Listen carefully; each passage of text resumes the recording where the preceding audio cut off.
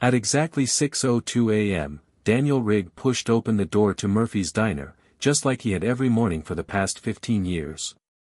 The quiet jingle of the bell above the door greeted him like an old friend. The scent of fresh coffee, buttered toast, and sizzling bacon wrapped around him with the comfort of routine.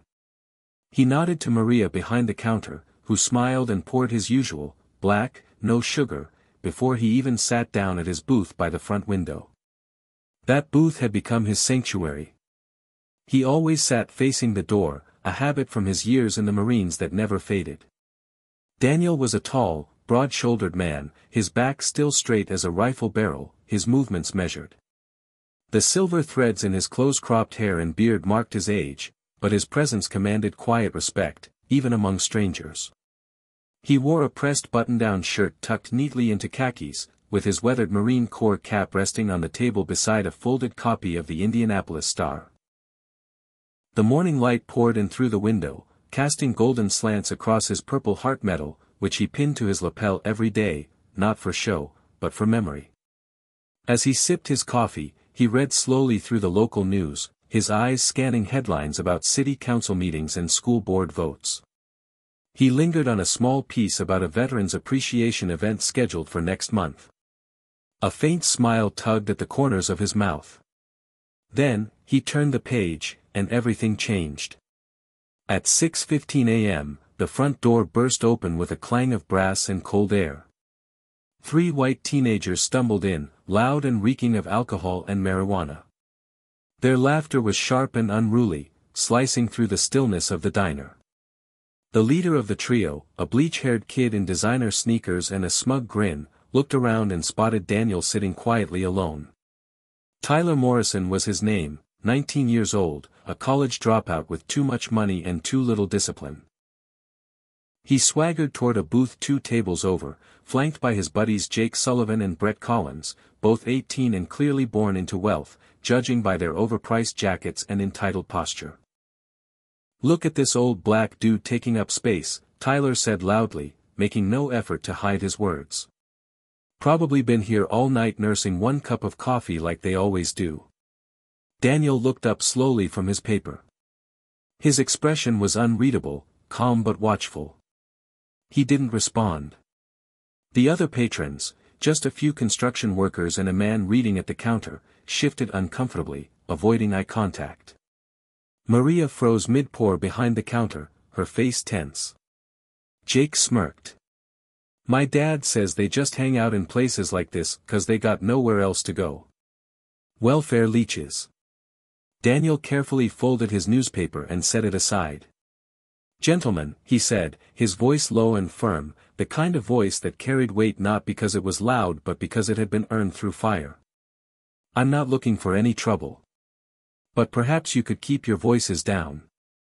Everyone deserves a peaceful breakfast." The words were polite, even respectful.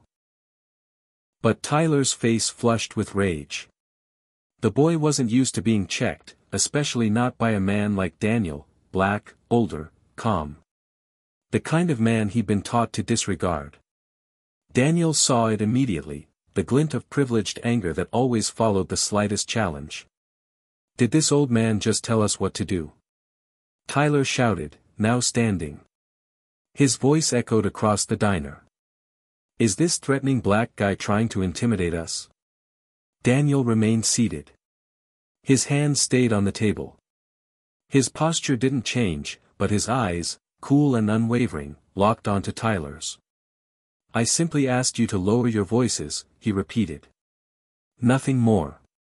He's threatening us." Brett cried suddenly, pulling out his phone and pointing it toward Daniel. "This crazy veteran is threatening innocent people. Someone call the cops." "That's not what happened." Maria burst out from behind the counter. "Mr. Rigg was just asking them to be quiet. He didn't threaten anybody." But Tyler was already dialing 911, adopting a panicked tone so wildly theatrical it might have been funny if it wasn't so dangerous. "Help," he said into the phone. "There's a dangerous black man at Murphy's diner. He's threatening to hurt us. He might have weapons. Please, send someone fast." Daniel's spine went cold. It was the same chill he'd felt before ambushes in Vietnam, the same sensation that had warned him when danger was near. He had survived 3 tours in a war zone, earned a Silver Star, a Purple Heart, and taught thousands of students about history and American values. But now, in the quiet booth he'd sat in for over a decade, he knew he was walking into a different kind of battle, one not fought with bullets, but with bias. 4 minutes later, sirens wailed down East Washington Street. 3 police cruisers pulled up, tires screeching. Officers Michael Patterson and Jennifer Walsh burst through the door, hands hovering over their holstered weapons. They scanned the diner, and their eyes landed instantly on Daniel, the only black man in the room. Their posture shifted from alert to aggressive. "That's him," Tyler shouted dramatically. "He threatened to kill us." Daniel stayed seated, his hands still visible, calm despite the storm closing in. "I didn't threaten anyone," he said clearly. "I asked them to lower their voices." "Stand up slowly and put your hands behind your back," Officer Patterson barked. "Officer," Daniel said, rising carefully, "this is a misunderstanding. I never." "Save it for the judge," Patterson snapped, roughly yanking Daniel's arms back and slapping the handcuffs on hard enough to bite into skin. Maria stepped forward. "He didn't do anything. Those boys were drunk and loud, he just wanted to eat his breakfast." Officer Walsh turned on her with a look of irritation. "Ma'am, please step back. We have multiple witnesses stating he made threats." As they led Daniel out, his Marine Corps cap fell to the floor, landing next to the newspaper he'd been reading. The headline visible on the page read, "Local Veterans Honored for Service." No one noticed the bitter irony. No one except the man now being dragged from the booth where he'd once sat in peace, accused not by action, but by perception. The door closed behind him. The diner fell silent. And outside, the sky turned gray. Hit subscribe and leave a comment with where you're watching from. This story might just spark a new beginning. What's one thing that always pushes you forward, even when things get tough? The steel door clanged shut behind Daniel Rigg as he was led through the intake hall of the Marion County Jail. The fluorescent lights overhead buzzed, cold and harsh, illuminating the sterile gray walls. Officer Patterson's grip remained firm on Daniel's arm, even though the man hadn't so much as flinched or spoken a word since they left the diner. Daniel walked with the same deliberate posture he had maintained through boot camp, combat, and 30 years in a classroom. But beneath the surface, a storm was brewing, a quiet, internal turbulence that no one could see but that was eating away at his belief in the country he had once been willing to die for. "Sit," the intake deputy barked as Daniel was pushed into a hard metal chair. He said nothing, complying without resistance. He didn't expect resistance would help him here. As the deputies began cataloging his belongings, the Purple Heart pinned to his jacket caught the light, drawing the attention of a younger officer. The officer hesitated for a split second, his gaze flicking to the metal, then back to the paperwork. "Decoration," he mumbled, scribbling it onto the property sheet like it was some cheap trinket from a souvenir shop. His wallet, keys, and a worn photograph of his late wife Sarah and their daughter Michelle were bagged and labeled.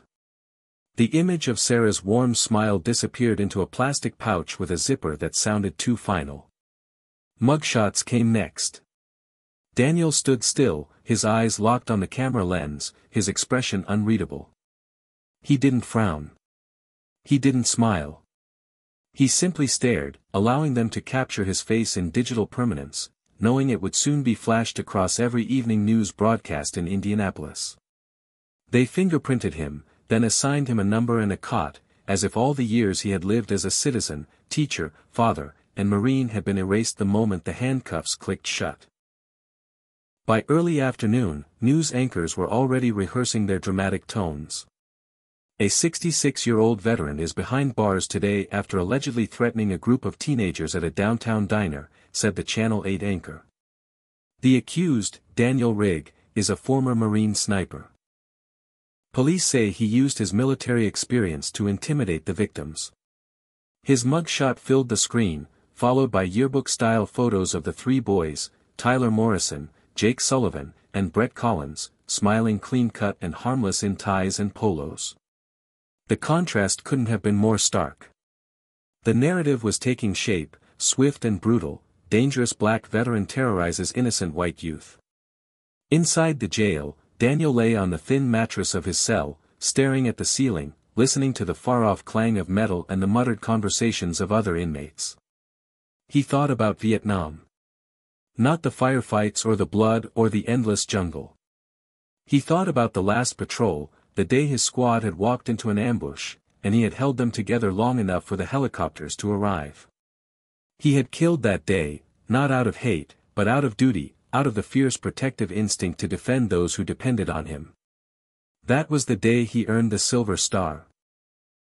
But now that day had been twisted into a weapon used against him, wielded by people who had never served, never sacrificed, and yet claimed to understand what justice meant. 3 days after his arrest, he met his court-appointed attorney for the first time. Jennifer Walsh looked barely 30, her eyes tired behind wire-rimmed glasses. She had a thick folder in her arms, but when she opened it, there were only a few pages inside. She sat across from Daniel in the stark concrete interview room, cleared her throat, and said, "Mr. Rigg, I've reviewed your case. The state has 3 eyewitnesses who claim you threatened them using language that implied violence, particularly referencing your military training. That's not good." Daniel raised an eyebrow but kept his voice steady. "I asked them to lower their voices. That's it. No threats. No aggression. I didn't even raise my voice." "I believe you," Walsh said, though her tone was more procedural than sincere. "But we have to be realistic. The district attorney, Rebecca Carlisle, is prosecuting this one personally. She's running for mayor, and your case is getting a lot of media attention. It's politically valuable for her." "Politically valuable," Daniel repeated, the words bitter in his mouth. "So I'm a stepping stone for her campaign." Walsh glanced down at her notes. "To put it bluntly, yes. She's branding this as a case about community safety and the threat of unstable veterans. Public opinion isn't on our side right now." Daniel leaned back slowly, the chains at his wrists clinking softly. He thought about his daughter Michelle, about how he would have to explain this to her, how she would have to live through it with him. "Do you even have time to handle my case?" he asked. "I'm your lawyer," she said. "And I'll do my best. But I've got over 100 active cases.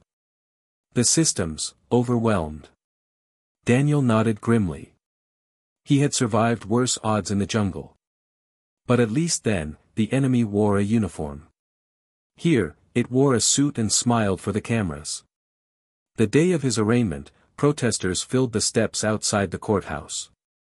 On one side were veterans holding signs that read, "Honor those who served," and "Justice for Daniel Rigg." On the other were citizens demanding protection from violent veterans, and holding up photos of the 3 teenage boys as if they were victims of a bombing, not a conversation. Inside the courtroom, Daniel stood tall in an orange jumpsuit, his hands shackled, while Judge Robert Morrison read the charges aloud. The words rang hollow in his ears: terroristic threatening, disturbing the peace. He couldn't help but notice the judge's bored tone, as if his fate were merely one more item on a long to-do list. The judge asked how he pled. Daniel met his attorney's eyes, then turned back to the court. "Not guilty," he said with quiet certainty. The court clerk marked it in the record, and the gavel fell like a gunshot. As he was led back into the holding cell, Daniel didn't hang his head. He didn't shout or curse. He simply stared ahead. The medals that once earned him honor now reduced to shadows on a booking form, the weight of his service suddenly invisible to a world too blind to see past the color of his skin. He had once taught his students that justice was the cornerstone of American democracy. That the Constitution protected every citizen, regardless of race, background, or circumstance.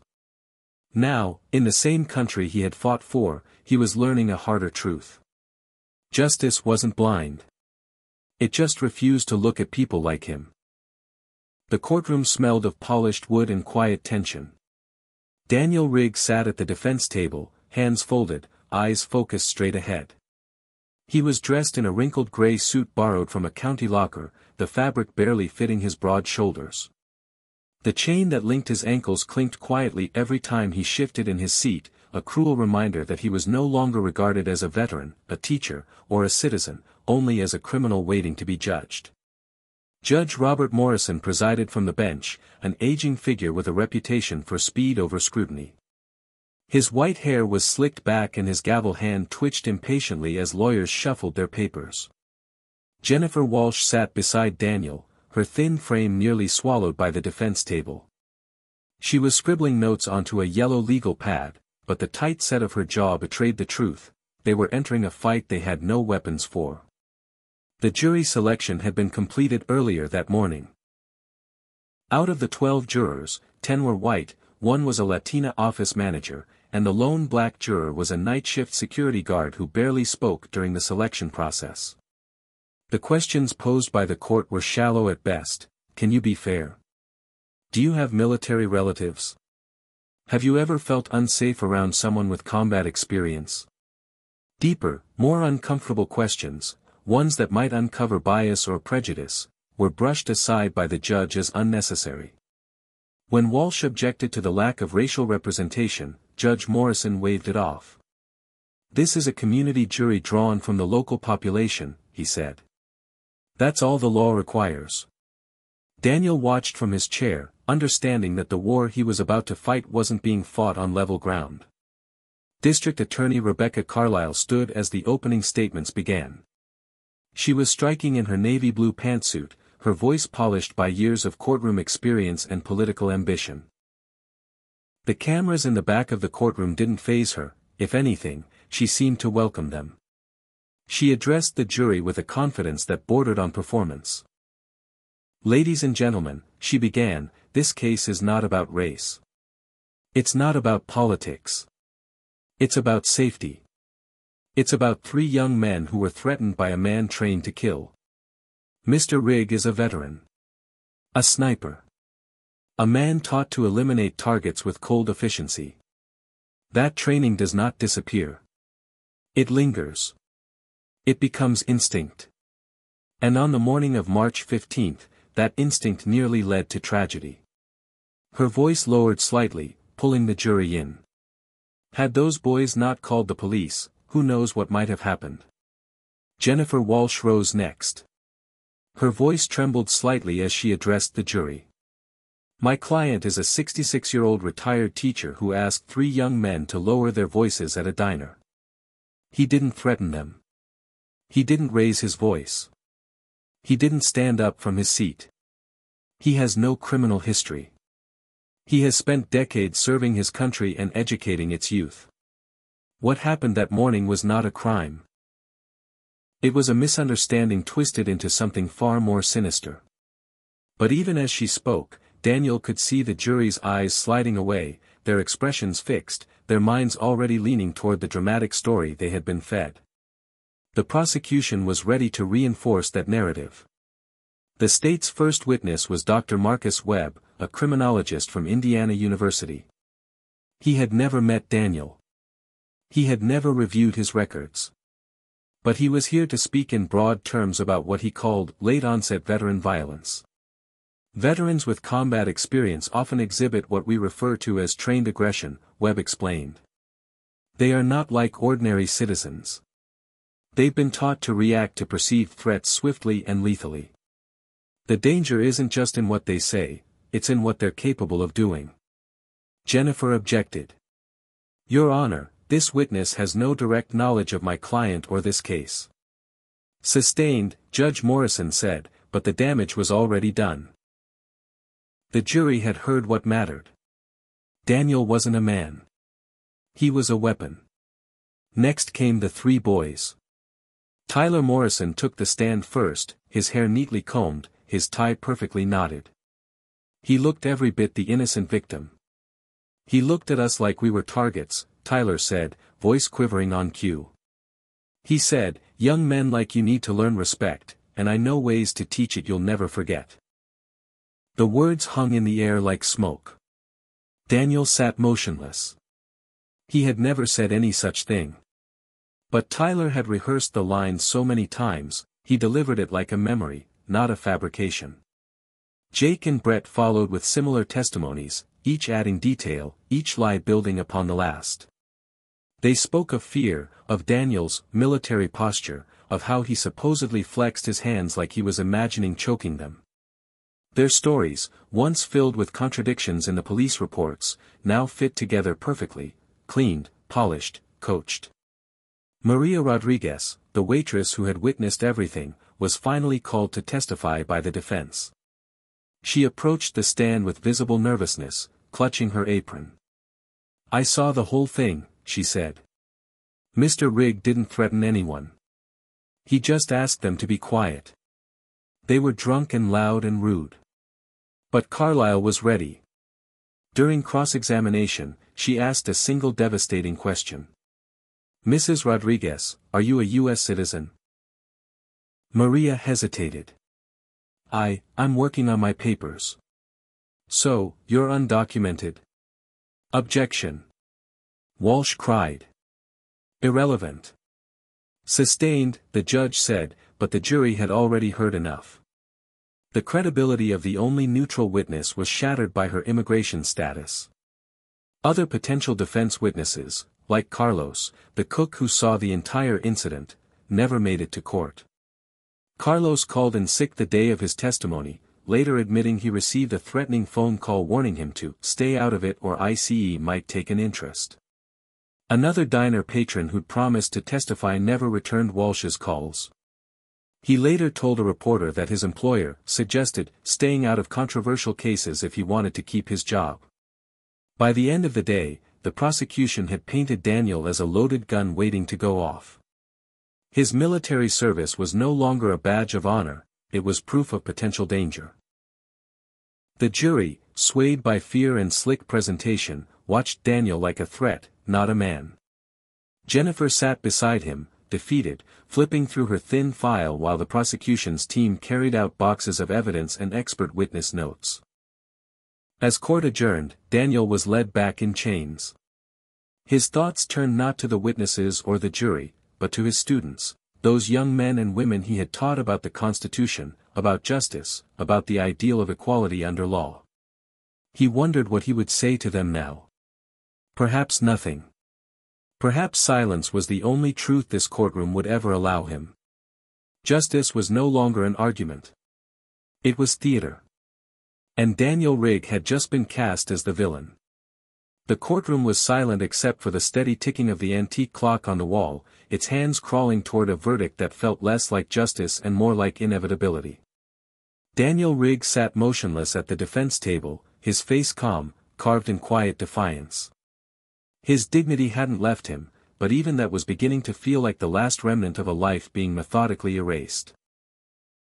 Across the room, the three boys sat in their freshly pressed suits, their parents radiating righteous indignation, their attorneys whispering with smug assurance. Tyler Morrison leaned back slightly in his seat, as if the outcome was already a foregone conclusion. And maybe it was. Judge Robert Morrison, no relation, called the court to order, his gavel sharp against the hardwood. "We will now proceed with the final evidentiary rulings before closing arguments," he announced. Jennifer Walsh stood slowly, her hands slightly trembling as she held the motion she'd filed that morning. "Your Honor, we respectfully request to submit the full military record of Mr. Daniel Rigg. Included are commendations, his Silver Star citation, and letters from commanding officers attesting to his conduct and character. We believe this information directly contradicts the prosecution's narrative that my client is an unstable and dangerous individual." The courtroom held its breath for half a second as the judge glanced at the thick envelope in her hands, then leaned back in his chair. "Ms. Walsh, we're not trying your client's service history. We are trying the charges of terroristic threatening and disturbing the peace.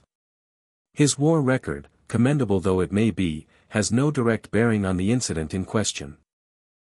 "Your Honor," she pressed, voice gaining strength, "the prosecution has used Mr. Rigg's military background as the very foundation of their argument that he's a threat. They've cited his training, his sniper experience, which is relevant to the question of capacity for violence, the judge interrupted. But not to his character as established decades ago. Motion denied. Jennifer sat down slowly, her breath leaving her chest as if someone had kicked her. Daniel didn't say a word. He simply looked at her, nodded once, and turned back to face the jury. The prosecution had been allowed to present his service as a warning sign, but the defense was barred from showing it as a testament to honor. The imbalance wasn't just legal, it was personal. The court reconvened that afternoon for the defense's turn to call witnesses. With most of their key names either silenced or scared off, Jennifer was left with only two. First was Dr. Margaret Chen, Daniel's former department head at Marion Community College. A seasoned educator in her 70s, she took the stand with the quiet resolve of someone who'd spent her life standing in front of classrooms. Professor Rigg was one of the most respected members of our faculty, she told the jury. He didn't just teach history, he lived it. He taught our students about courage, about civic duty, and about justice. His students loved him. He was a mentor to many, including those who struggled. The prosecution, of course, wasted no time turning her testimony against Daniel. Dr. Chen, was Professor Rigg known to speak about his military experience in the classroom? Yes, she admitted. Occasionally, when relevant to the material. So he discussed violence. Combat. Killing. He discussed the cost of war. The sacrifices soldiers make. The humanity behind the uniform. And did he ever mention personal methods for teaching respect? No, Dr. Chen replied, more firmly now. Never anything even close to that. But the implication had been made. Her calm recollections were now suspect, proof that Daniel's alleged aggression had simply been disguised as passionate teaching. When Maria Rodriguez, the waitress from the diner, took the stand next, she was visibly anxious. Still wearing her uniform, she recounted the events of that morning in simple terms. Mr. Rigg comes in almost every day, she said. He's polite. Quiet. Tips well. Those boys were loud, they were saying ugly things. He asked them, calmly, to keep it down. That's all. He never touched them, never raised his voice. Then came the cross-examination. Carlyle stepped forward with an air of mock sympathy. Mrs. Rodriguez, how long have you been working at Murphy's Diner? 15 years. And are you a citizen of the United States? There was a pause. I'm working on it. I have a pending status. So currently, you are undocumented? Objection exploded from Jennifer, but the damage was already done. The jury watched as Maria shrank under the pressure, her voice faltering. I just told the truth. That's all I did.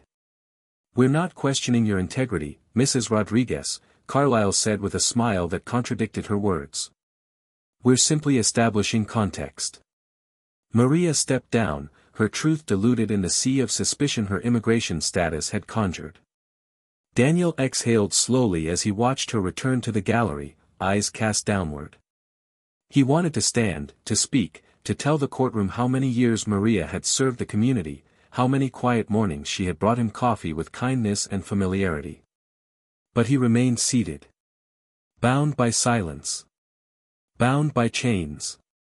The rest of the defense's case unraveled before it began.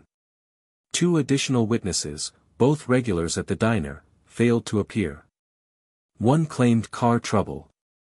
The other never returned Jennifer's calls. Later, it would come to light that threats had been made, jobs jeopardized, and fears stoked. But by then it would be too late.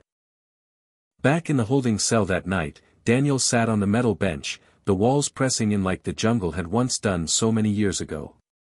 The silence wasn't new. It was familiar. The difference now was that there were no radios, no teammates, no mission to complete. Only the slow realization that the America he'd taught about and fought for didn't seem to remember the promises it had made to men like him. The next morning, court resumed with final arguments approaching. But something in Daniel had shifted. He no longer hoped to be believed. He no longer counted on justice to rise through truth. What he had now was resolve, not to be broken. Not to allow the uniform he'd worn, the men he'd buried, and the principles he had stood for to be mocked by lies. As the bailiff called the courtroom to order once again, Daniel straightened his back, lifted his chin, and faced the room not as a defendant, but as a soldier in the final battle for his name. The fall had come quickly, deliberately, and without remorse. But Daniel Rigg had not fallen alone. He carried with him the silent weight of every veteran dismissed, every black man presumed guilty, every truth trampled beneath the feet of ambition and fear. The war wasn't over. Not yet. But the battlefield had shifted. And Daniel, unshaken, was still standing. When the prison van pulled into the Sally Port of Pendleton Correctional Facility, the sun was hidden behind heavy gray clouds, as if the sky itself refused to bear witness to what was happening. Daniel Rigg stared through the reinforced glass window at the towering gates ahead, his wrists shackled to his waist, his ankles bound with iron links that clanked with every jolt in the road. He had been through worse terrain, jungles, bombed-out hamlets, muddy rice fields, but never in chains. Never like this. Two corrections officers opened the rear doors and barked orders as Daniel stepped out. He didn't stumble. He didn't drag his feet. He walked as he always had, with discipline, posture, and silent defiance. Inside, the intake process was clinical and dehumanizing. A grizzled guard read out his new inmate number, 74,986, as if stripping away the name of a man and replacing it with a barcode. His clothes were taken. His personal belongings, including his wedding ring and the photograph of Sarah and Michelle, were sealed in a property locker with no guarantee of return. He was ordered to shower under a sputtering metal spout, deloused with harsh chemicals that stung his skin, and handed a beige jumpsuit that smelled like cold bleach. As he was marched down the echoing corridors of D Block, prisoners shouted from behind thick glass windows, their voices bouncing off concrete like stray bullets. "We got a new one. Who's the old man?" "You military, Pops." Daniel said nothing. He kept walking. His cell was a 12 by 8 foot concrete box, barely wide enough to stretch in. A metal bunk was bolted to one wall, a stainless steel toilet and sink in the corner. His cellmate sat on the lower bunk, elbows on knees, staring at him through narrowed eyes. He was a young black man, no more than 24, with a sharp jawline and prison tattoos spiraling up his forearms. "What they got you in for?" he asked, his tone equal parts curiosity and challenge. "Terroristic threatening," Daniel answered flatly. "Told some drunk college boys to lower their voices in a diner. They didn't like it." The young man snorted. "You serious?" Daniel nodded. "Guess I scared them." The man stood and extended a hand. "Marcus. 8 years. Armed robbery. You ain't gotta worry. I ain't crazy." Daniel shook his hand. "Daniel. Vietnam. 4 tours." Marcus blinked, his posture shifting subtly. "Damn. You a Marine?" "Was," Daniel said, lowering himself to the top bunk. "Still am in my bones." Word of his past spread fast. Within a week, the prison's internal grapevine had transformed the 66-year-old man with the stiff leg and calm demeanor into something else entirely. "That's the old dude from D Block," they whispered. "Fought in Vietnam. Saved a whole squad. They say he got done dirty." Even the lifers nodded when he walked by. Guards started referring to him by last name with an unfamiliar tone, one that sounded almost like respect. But respect in prison was a fragile thing, and Daniel knew it well. He kept his head down, followed the rules, and avoided unnecessary conversation. But what he didn't avoid was purpose. He began tutoring in the prison's education center, helping young inmates earn their GEDs. He volunteered to clean the library. He mediated disputes in the yard with the calm firmness of a squad leader who knew what happened when tensions boiled over. And he kept writing letters, to Michelle, to veterans organizations, to anyone who would listen. Most went unanswered. But then, the letters started arriving. At first, there were a few. Handwritten notes from men who had served, signed with names and units and locations only a fellow veteran would recognize. Then came the packages. The American Legion post in Terre Haute sent him books. Veterans of foreign wars chapters from across the Midwest mailed articles, photos, even a hand-carved wooden cross inscribed with the word Semper Fi. One letter from California read, "Brother, we see you. We've got your six. They can't bury truth forever." Daniel read each one slowly, carefully, as if committing the words to memory. He posted them on the corkboard above the cell desk, until it became a wall of proof that he wasn't forgotten. The guards began noticing. Some nodded when they passed. Others muttered, "Hang in there," when no one was watching. But the outside world moved on. The city of Indianapolis stopped reporting on the trial. The nightly news replaced Daniel's face with new scandals, new crises, new distractions. Inside, time stretched like molasses. Michelle visited when she could, always dressed in her hospital scrubs, always with tired eyes and a brave smile. She brought updates on her son Marcus's grades, photos from holidays, and the occasional surprise, a slice of his favorite pecan pie from a local bakery, smuggled in under pretense and devoured in the visitor's lounge with grateful silence. But each visit drained her. She had taken out loans, dipped into her retirement savings, and was now paying rent late to cover legal costs. "Dad," she whispered one afternoon, her voice cracking, "I'm not giving up, but I can't do this alone anymore. We need help. Real help." Daniel reached across the table, took her hands in his. "You're doing more than I could ever ask. But I know. I know this can't end like this." That night, after lights out, he lay on his bunk staring at the cracked ceiling, listening to the distant clang of iron doors. He thought of his fallen brothers in Vietnam, Hernandez, who took a bullet to save a wounded comrade, and Miller, who never got to meet his son. He thought of Sarah's laughter, of Michelle's first steps on the old porch back in Georgia. He thought of the Constitution he had sworn to defend and the flag he had carried in combat, folded neatly now in a box labeled evidence. Then he made a decision. If the system wouldn't correct itself, he would find a way to wake it up. The next morning, he met with a prison counselor and requested permission to begin a formal grievance. He filed complaints against the officers who had testified falsely, sent letters to the State Bar Association, and wrote an open letter to the governor of Indiana. Every word was measured, respectful, and unflinching. "I am not writing to complain," he wrote. "I am writing because the truth matters. And if it takes the last breath in my body to prove that, I'll use it." He didn't know it yet, but beyond those gray walls, something was shifting. Somewhere in Indianapolis, a journalist named Patricia Santos was sifting through court transcripts with growing suspicion.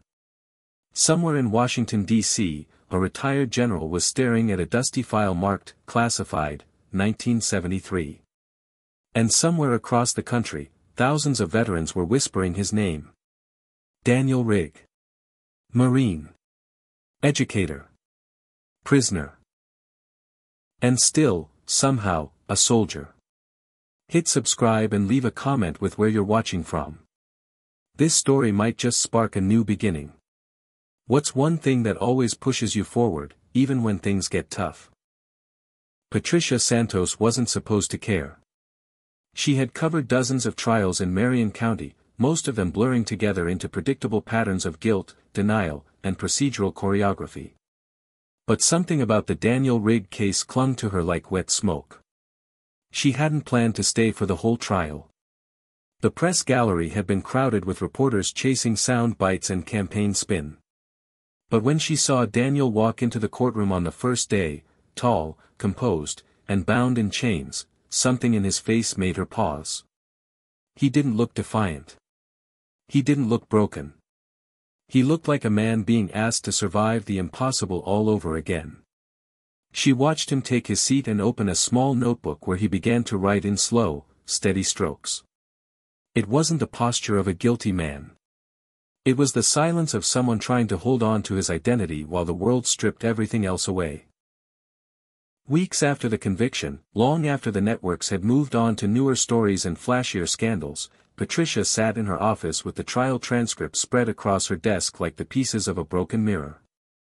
She traced timelines, compared witness statements, and cross-referenced court documents with background checks that made her skin crawl. Tyler Morrison had been arrested twice before the age of 19, once for underage drinking and once for marijuana possession.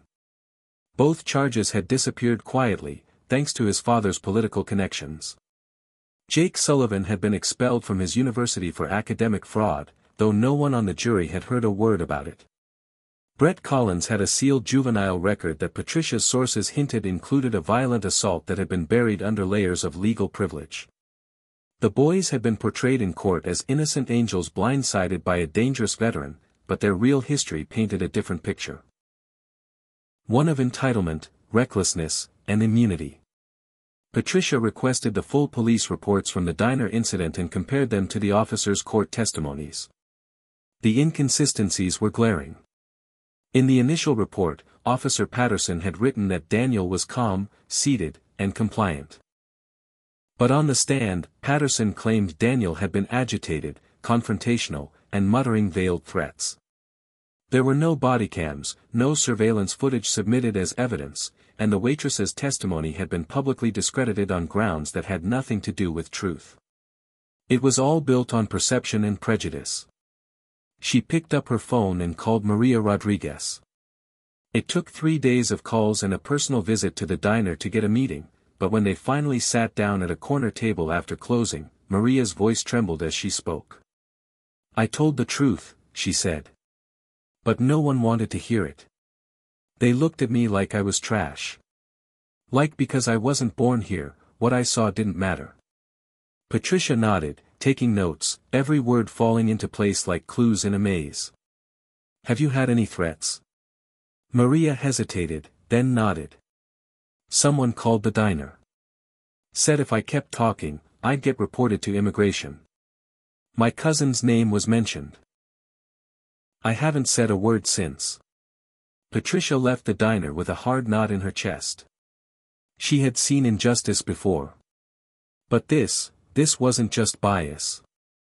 It was a manufactured lie maintained by silence and fear. She began writing. Her first article was cautious but pointed, "Doubts emerge in veterans' conviction." It didn't name names or accuse the court directly, but it highlighted inconsistencies, contradictions, and troubling omissions. The response was immediate. Letters poured in from readers, some angry, some stunned, and many from veterans who said they had seen the same bias before. A retired Army colonel from Michigan wrote, "I've seen young black soldiers judged more harshly than their peers every step of the way. Now one of them is behind bars for trying to live quietly in peace." The story caught the attention of a local nonprofit that worked on wrongful conviction cases. Within a week, a civil rights law firm based in Chicago contacted Patricia and asked for everything she had. At the same time, Michelle Rigg received a call from the Veterans Legal Defense Fund. One of their attorneys had read Patricia's articles and wanted to talk. Michelle had spent the past 6 months drowning in court filings, overdue bills, and long shifts at the hospital. But when she heard the words, "We want to help," her knees nearly buckled. She met with David Harrison, a former Marine turned appellate attorney who specialized in cases involving veterans wrongfully convicted. He had silver hair, a voice like gravel, and a folder filled with court transcripts that he'd already marked in red ink. "Your father's trial was a disaster," he said without preamble. "The exclusion of his military record, the intimidation of witnesses, the prosecution's inflammatory language, all of it stinks. And if this hadn't been political, I doubt it ever would have gone to trial in the first place." Michelle clutched the edge of the table. "Can you fix it?" He leaned forward. "It won't be quick. But yes. We're going to fight. And I don't intend to lose. Daniel received the news a few days later in a sealed letter delivered to his cell by the prison chaplain. He opened it slowly, scanning the words, reading them twice to make sure he wasn't imagining it. At the bottom was a short note written in bold handwriting, "We see you. We're coming. Stay strong. D.H." He stared at the paper for a long time, then folded it neatly and tucked it under his mattress. When Marcus returned from work duty, Daniel looked up at him and smiled for the first time in weeks. "The winds are changing," he said. "Can you feel it?" In the chapel that evening, he sat in the back pew and prayed, not for revenge, not for vindication, but for strength. Strength to endure what still lay ahead. Strength to forgive those who had lied. And strength to stay upright when the truth finally reached the light. In his chest, something steady began to burn. It wasn't anger. It wasn't hope. It was resolve. Outside those walls, Patricia Santos wrote the second installment of her investigation. This time, she didn't hold back.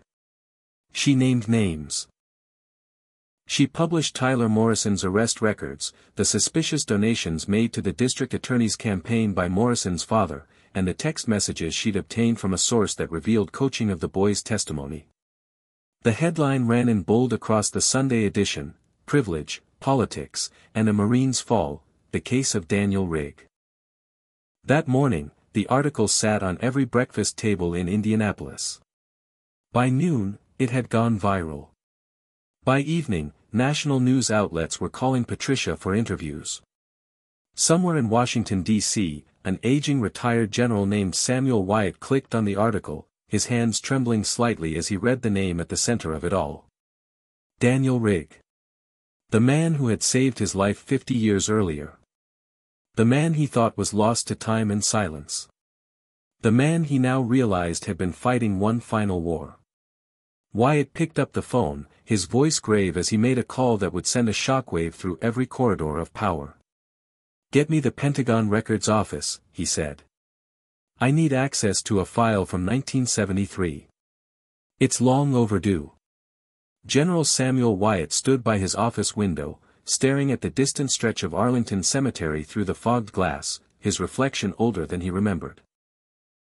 His dress uniform hung neatly behind the door, untouched for years, but now, he felt something stirring deep in his chest that he hadn't felt in decades.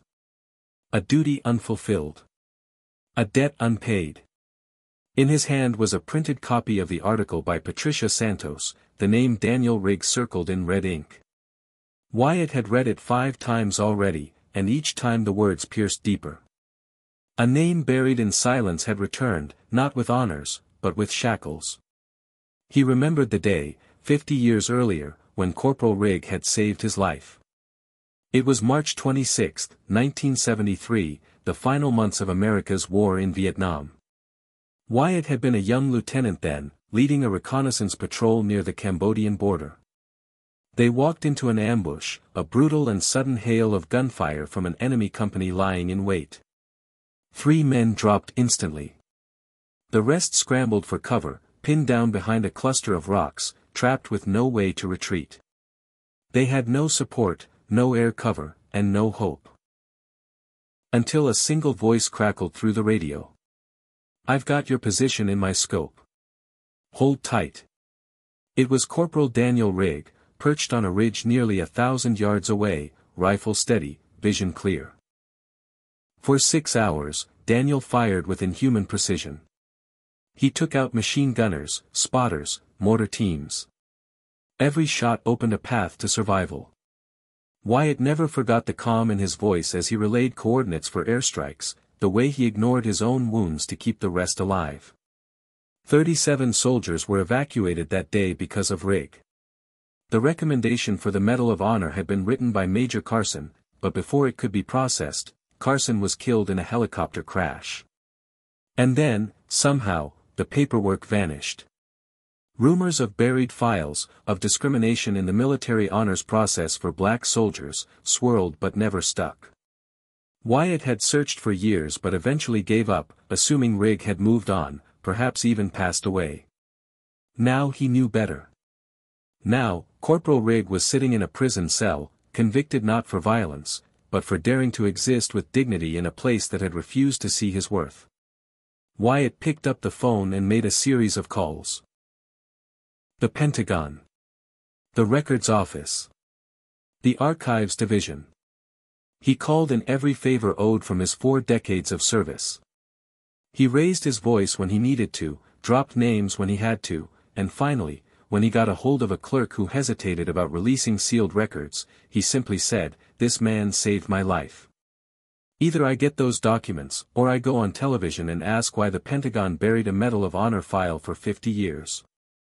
2 days later, a courier arrived at Wyatt's home with a heavy manila envelope marked, "Declassified." Inside were faded typed pages, eyewitness statements, field reports, after-action summaries, and the original Medal of Honor recommendation signed in black ink by a long-dead major. Wyatt sat at his desk reading each one slowly, his hands shaking.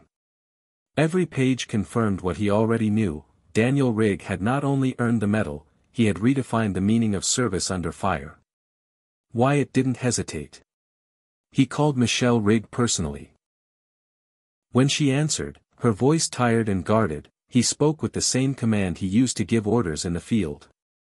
"Ms. Rigg, my name is General Samuel Wyatt. Your father saved my life in Vietnam. I've been looking for him for over 40 years. I just learned about his conviction, and I can tell you right now, it's a disgrace. But I intend to fix it." There was a stunned silence on the line. "You knew my father? I owe him more than you can imagine. And I'm flying to Indianapolis tonight." By the time Wyatt arrived at the airport, word had already reached the legal team working on Daniel's appeal. Harrison met the general at the gate with a look of restrained awe. Wyatt wasn't just a decorated officer. He was a man whose name still carried weight in military and political circles. The moment they shook hands, Wyatt handed him the envelope. "I need you to file an emergency motion for evidentiary hearing. These documents prove that not only was Rigg railroaded in court, but that the government failed to honor him 50 years ago. We're not just going to reverse his conviction. We're going to put the whole damn system on trial." As they rode into the city, Wyatt contacted Senator Hargrove, a longtime supporter of veterans' rights. He forwarded the files, and within hours, the senator's office began drafting a statement calling for a full congressional review. Local news stations picked up the story. By morning, "Hero Forgotten, the Corporal Rigg Files," was trending across social media. Veterans across the country began posting messages of support. A group of Marines from California drove cross-country overnight to stand vigil outside the courthouse. Signs began to appear: "Free Daniel Rigg," "Justice for the Forgotten Hero," and "A Purple Heart Shouldn't End in Prison." Inside Pendleton Correctional Facility, Daniel was called into the warden's office. The guards treated him differently now: quiet, respectful, uncertain. The warden, a square-jawed man who had spent his life navigating bureaucracy, handed him a letter. It was written in neat handwriting and sealed with a military crest. Daniel opened it slowly. As he read, his breath caught. The words were simple, but they struck like thunder. "I never stopped believing in the man who saved my life. Now it's my turn to return the favor. I'm coming. Hold the line.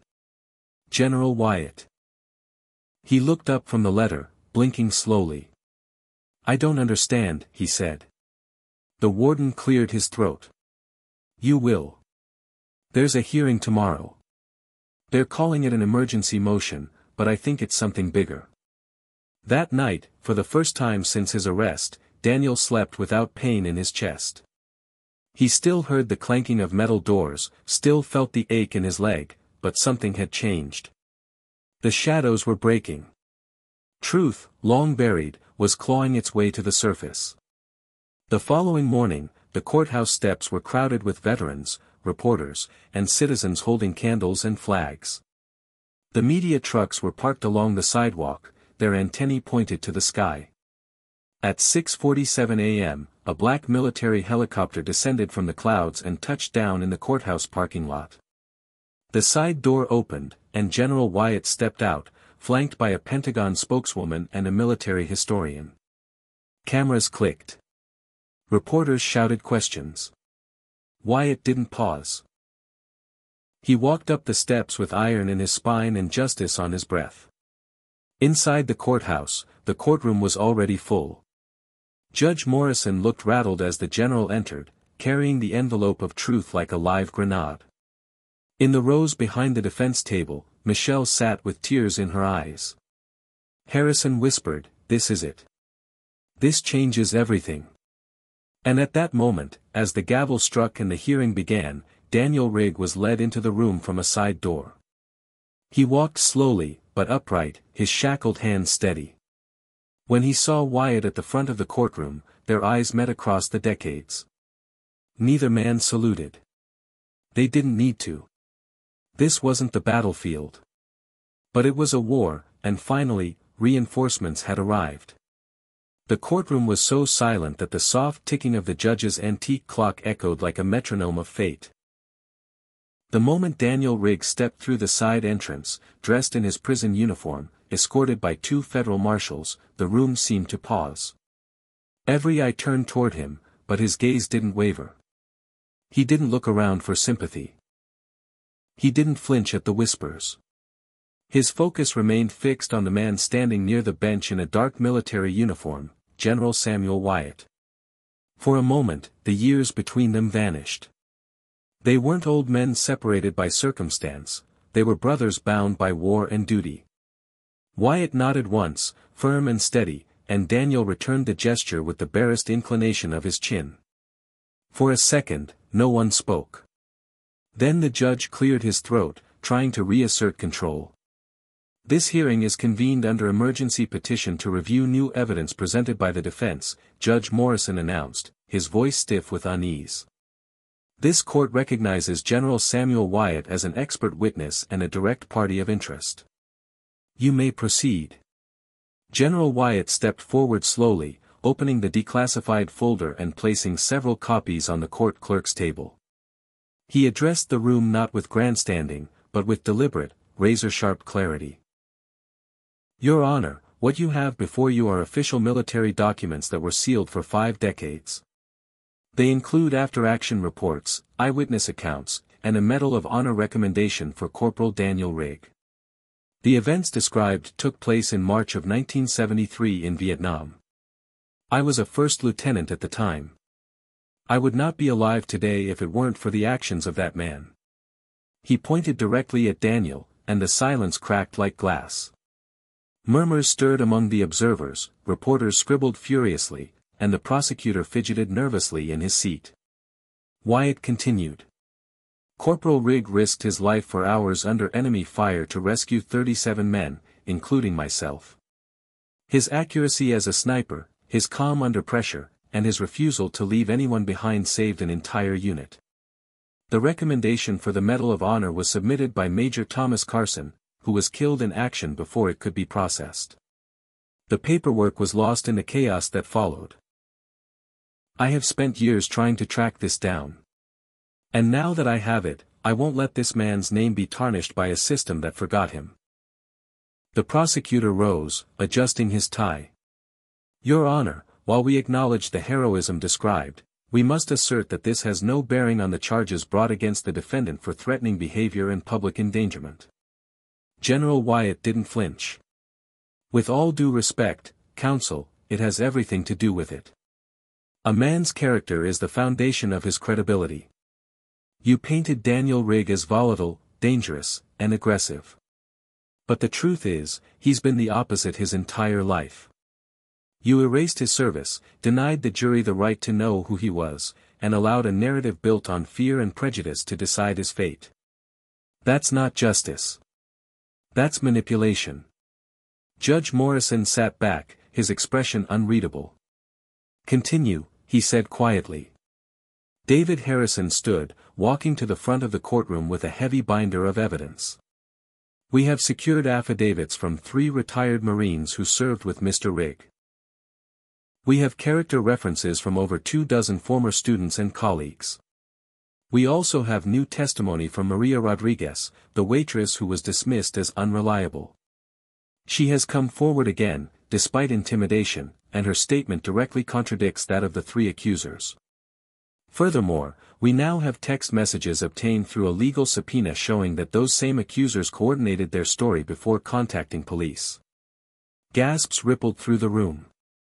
Michelle gripped the edge of the pew as tears welled in her eyes. Harrison added, and finally, we have a signed confession from Tyler Morrison, admitting that they fabricated their version of events because they wanted to teach the old man a lesson. He turned to face the judge fully. Your Honor, this wasn't just a miscarriage of justice. It was an orchestrated act of deceit enabled by bias, protected by power, and enforced by silence. It's time to undo the damage. The judge looked visibly shaken. He reached for the documents, scanning the pages slowly as the courtroom held its breath. Minutes passed like hours. At last, he set the file down. I want to speak to the defendant, he said. Mr. Rigg, please rise. Daniel stood, his chains faintly rattling as he did. The judge studied him for a long time. You served your country with distinction. You saved lives. And you returned home to build a quiet life. What do you want from this court, Mr. Rigg? Daniel's voice was steady, calm, but resolute. I want the truth to matter again. Not just for me. For everyone who's been dismissed, erased, or betrayed by the system they fought to protect. The judge exhaled deeply, tapping his gavel once.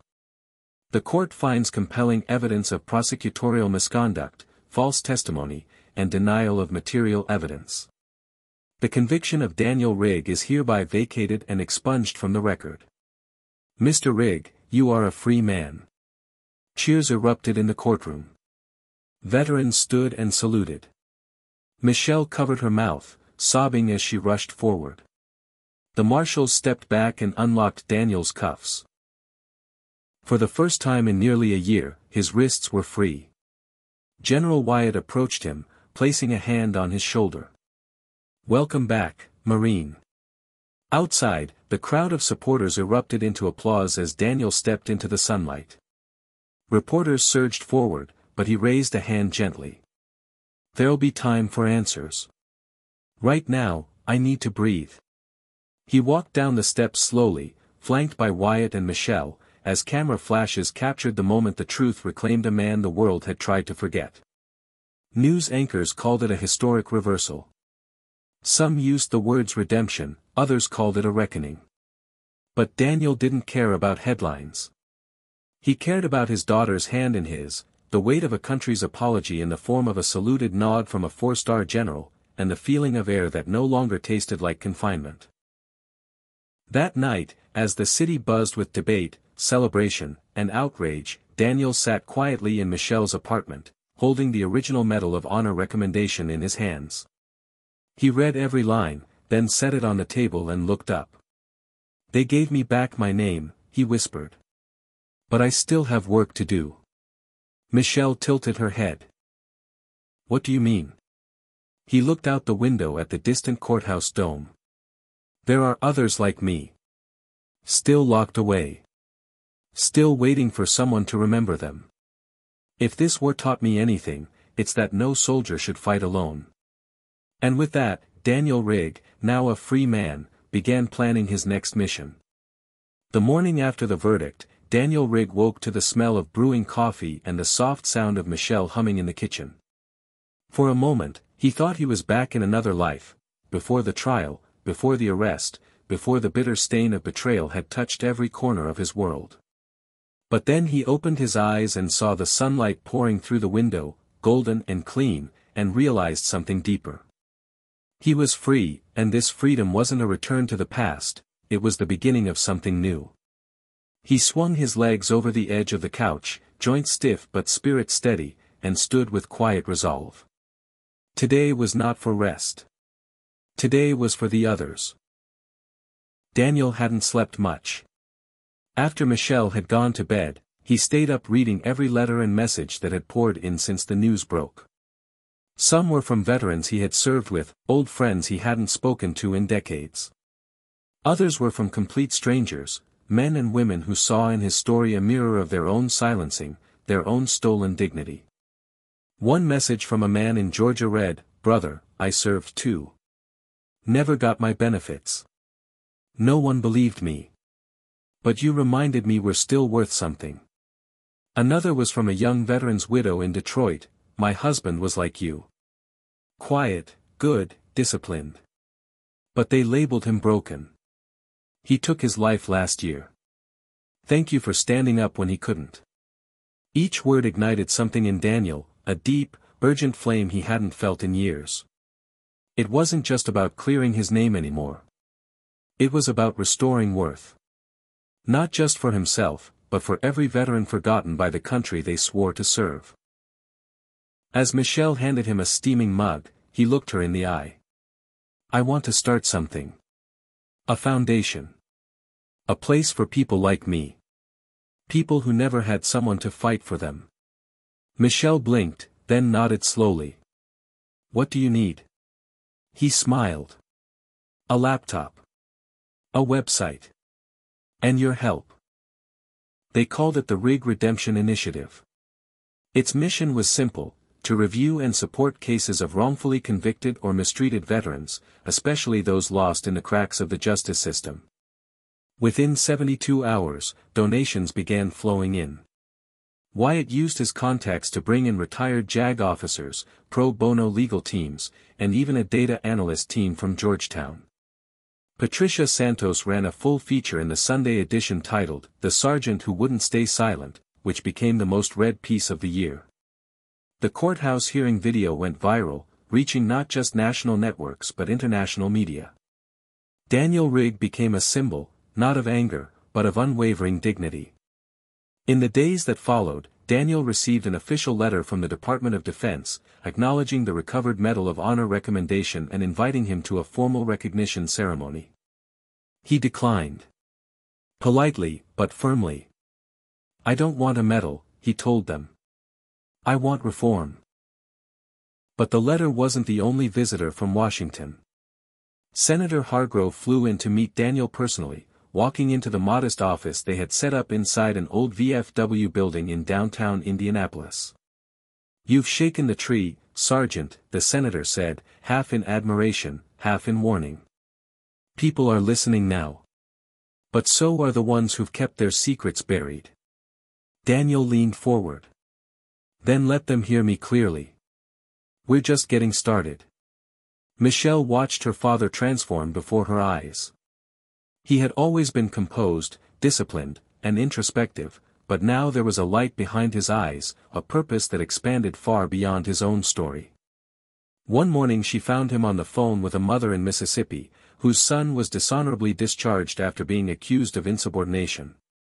Daniel listened patiently, asked careful questions, and promised to review the files. "We'll get you the help you need," he told her, voice steady. "You're not alone anymore." Every night, he read through cases, handwritten letters from prison, transcripts with redacted lines, appeals that had been ignored for years. Each one deepened his resolve. And yet, not everyone was happy with his return. Anonymous threats began to arrive in the Foundation's inbox. Messages that warned him to stay quiet, to stop stirring old ghosts.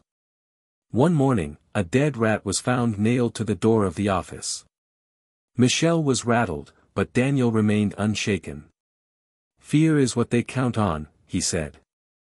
"They expect us to disappear. But not this time." Wyatt agreed and arranged for private security to monitor the building and protect Daniel and his team. "You've made enemies, son," Wyatt said one evening. "But the kind of enemies that only emerge when you're hitting something real." Then came the letter from the Department of Veterans Affairs. It stated, in clinical terms, that Daniel's military record had been re-evaluated and corrected to include full honors, commendations, and a Medal of Honor status pending final approval. But at the bottom, in smaller type, was a line that caught Daniel's attention.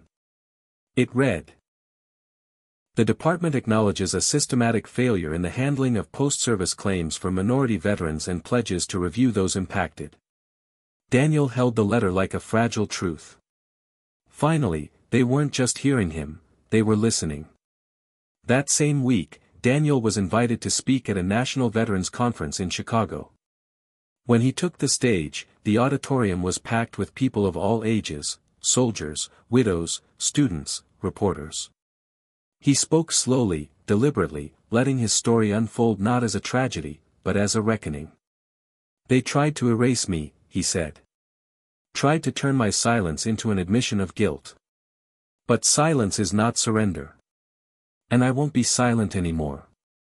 Not while there's one more veteran sitting in a cell for a crime he didn't commit. Not while there's one more woman ignored because her truth doesn't fit the story they want to tell. We are warriors, yes. But we are also sons, fathers, sisters, daughters. We have bled for this country. We will not beg for its memory. The standing ovation lasted nearly 5 minutes. Veterans wept openly. Reporters set down their pens, moved by something more profound than headlines. That night, a Navy SEAL who had once served under Wyatt approached Daniel backstage. He removed his own service pin and placed it in Daniel's hand. "You remind us who we are," he said. "Don't stop." As Daniel stepped outside into the night, the city lights shimmered across the Chicago River. For the first time in years, he felt the air without weight, the sky without bars. He wasn't naive. He knew the fight wasn't over. But he also knew he had allies now. And more importantly, he had a voice. He looked out at the horizon, quiet and strong, and whispered to himself, "They called me forgotten. But I was always listening. Now it's their turn." The soft tapping of rain against the windows of Arlington Memorial Chapel blended with the hum of whispered conversations. Rows of guests dressed in dark formal were filled the pews, many of them veterans, others political leaders, some just ordinary citizens who had followed the story of Daniel Rigg and felt, somehow, that they had to be there. In the front row sat Michelle, her hands folded tightly in her lap, eyes red from the tears she had held back all morning. Beside her sat General Samuel Wyatt, his uniform pressed, medals gleaming, and gaze fixed ahead with the kind of solemnity only men who had seen war could understand. In his lap rested a small, polished box. Inside it was a long overdue medal, wrapped in the folds of a folded flag. Daniel Rigg stood just beyond the side door, dressed not in a military uniform, he had refused to wear one, but in a simple black suit with a silver pin on the lapel bearing the words, "Never Silent Again." The months since his release had passed quickly, filled with speeches, hearings, interviews, and most of all, letters. Hundreds. Thousands. Stories from veterans who had been denied their dignity, from families who had lost loved ones to injustice or despair. His organization had grown into a national movement, with branches opening in 11 states. Lawmakers had passed a resolution named the Rigg Justice Reform Act, establishing independent reviews for veteran convictions and setting funding for mental health and legal assistance. But today wasn't about policy. Today was about closure. The Department of Defense had offered to hold the Medal of Honor ceremony on the White House lawn. Daniel declined. He chose instead to hold the event among the graves, where so many of his brothers rested. He walked into the chapel slowly, each step deliberate, as if paying tribute with the very motion of his body. As he entered, the room rose in silence. No applause. Just reverence. A priest began the invocation, and Daniel took his seat beside Wyatt and Michelle. The air held the weight of memory, and the absence of music made every word echo more deeply. When the priest finished, General Wyatt stood and approached the podium. His voice, though old, carried with the unmistakable tone of command. "Ladies and gentlemen, we gather today not to grant honor, but to finally recognize it. 52 years ago, a young Marine sniper risked his life to save others. His name was omitted from history. His courage buried under paperwork and silence. But that man never stopped serving, even when abandoned by the very nation he protected. Today, we correct that mistake. He opened the polished box and held the Medal of Honor aloft. The gold shimmered beneath the chapel lights. Then, instead of pinning it on Daniel, Wyatt stepped away from the podium and handed it to Michelle. She looked stunned, her eyes welling instantly. Wyatt said, "Let his daughter wear this for the years that were stolen." She rose slowly, walked to Daniel, and placed the medal around his neck. As she did, Daniel closed his eyes, not out of pride, but out of remembrance. He saw the jungle. The bodies. The cries. He saw the eyes of the men he had saved, and the silence of those who didn't make it. When he opened his eyes again, there was no anger, only peace. Daniel stepped forward to the podium. His fingers wrapped around the wood, not to steady himself, but to ground the words he was about to speak. "I've stood before enemies in war," he began, his voice low but unwavering, "and I've stood before a courtroom that saw me as something I never was. And yet, neither of those trials broke me. What nearly did, was being forgotten." The room remained still, every face drawn to him. "I am not the only one. There are thousands of veterans who carry burdens heavier than war. They return to a country that does not see them, or worse, fears them. Some die without ever hearing a thank you. Others live, but without a name, without a place. I was lucky. I had a daughter who refused to let me disappear. I had a general who remembered. And I had a truth that, even when buried, never died." He paused, glancing down at the medal. "This," he said, tapping it once, "is not mine alone.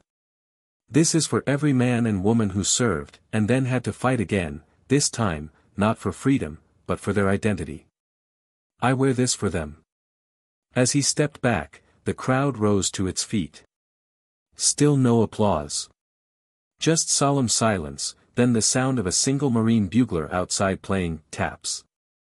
The mournful notes spilled into the chapel like a prayer, weaving through each guest, leaving behind a stillness thick with emotion. After the ceremony, Daniel walked slowly among the gravestones, stopping at names he remembered. At one point, he knelt beside a marker with a name nearly worn away by weather and time. He pressed his fingers to the stone and whispered, "They finally heard us, brother. You're not invisible anymore."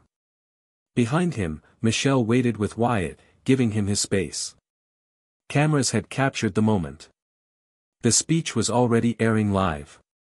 But Daniel didn't care about the coverage.